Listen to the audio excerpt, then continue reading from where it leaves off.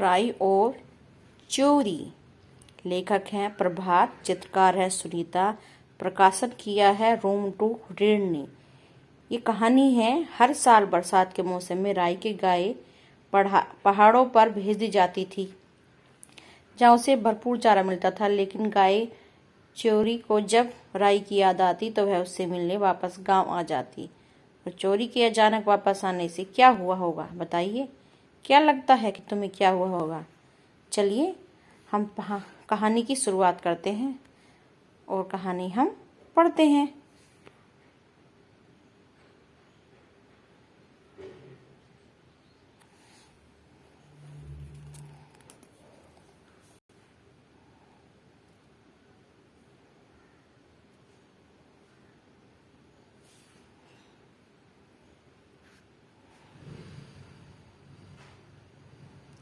ये है हमारी प्यारी सी राई की गाय। बारिश के दिनों में राजस्थान के सूखे भूरे पहाड़ भी हरे भरे हो जाते थे। हर बारिश में इलाके पानी से भर जाते थे और गाय इन पहाड़ों में चरने के लिए छोड़ी जाती थी। पूरे 4 महीने गाय पहाड़ों में रहती थी, घास चरती थी, झरने पोखरों का पानी पीती थी, पहाड़ी मैदानों में पेड़ों तले बैठकर जुगाली करती थी और रात होने पर वहीं पर सो जाया करती थी। कभी कभी किसी गाय को घर की याद सताने लगती, जैसे आज चोरी गाय को याद सताने लगी थी। वह पहाड़ी रास्ते को पार कर रास्ते में पड़ने वाले गांवों और खेतों को पीछे छोड़ती हुई अपने गांव में पहुंच गई। गांव में पहुंचते हुए तेज तेज कदमों से चलती हुई घर के बाड़ी में जाकर खड़ी हो गई और रंभा रंभा कर राई को बुलाने लगी। जैसे ही राई की नजर गाय पर पड़ी तो वह घर में रोटी लेने के लिए दौड़ी। गाय को रोटी देते हुए उसके कानों को सहलाते हुए बोली, कितने दिनों में आई है? आज तुम्हें पड़ोसियों की गाय तो 2-2 बार मिलकर चली गई और पहाड़ पर अपनी नीली और राती कैसी है उनको भी साथ में ले आती। राई के पिता ने गाय को देखा तो बम पटाखा हो गए। अभी तो चौमासा शुरू भी नहीं हुआ है, ये इतनी जल्दी पहाड़ से क्यों उतर आई? उन्होंने खूंटी से जेवड़ा उतारा और गाय के सींगों में डालकर उसे खूंटी से बांध दिया। फिर घर को सिर पर उठाते बोले, खबरदार, जो किसी ने गाय को चारा डाला 2 दिन भूखी प्यासी खूंटे से बंधी रहेगी तो अपने आप पहाड़ पर चली जाएगी। राई के पिताजी ने कहा। राई को जब सब सो रहे थे, राई को नींद नहीं आ रही थी। राई ने कहा, माँ, क्या मैं चोरी को एक ढोकली भरकर भूसा रखाऊं?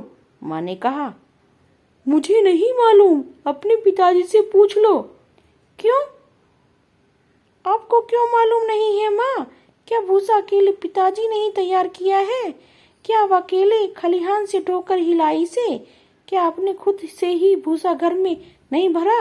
राई बोली, अरे बेटी, तेरे पिताजी के गुस्से को नहीं जानती क्या तू? चल अब सो जा। इतना कहकर दिन भर की थकी हारी माँ जल्दी ही सो गई।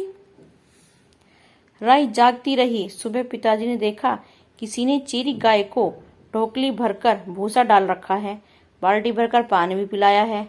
वे सख्त नाराज होते हुए माँ पर बरसे, मैंने कहा था ना, भूसा क्यों डाला गाय को? अब कौन हाँक कर आएगा इसे पहाड़ पर? राई आगे आकर बोली, मैंने भूसा डाला और चीरी को पहाड़ पर छोड़कर आने की कोई जरूरत नहीं है। जैसी आई है वैसे ही खुद चली जाएगी। चेरी यहाँ खूंटे से बांधकर भूसा खाने नहीं आई थी, वे हमसे मिलने आई थी।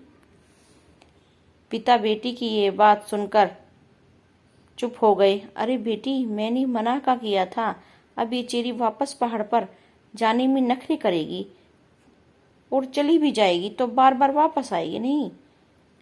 कोई गाय 4 महीने में मुश्किल से 1-2 बार ही आती है। चारे की इन्हें पहाड़ पर क्या कमी है? ये तो घर की याद चली आई इसलिए इधर आ गई, दी आवाज में राई बोली। बेटी, चोरी समझती है थोड़ा, पिताजी बोले। अगर समझती तो ऐसा नहीं करती। हाँ चलो, घर की याद आई थी इसको, कोई बात नहीं, चली आई। राई ने पूछा, कुछ नहीं बेटी, जा मेरी लाठी ले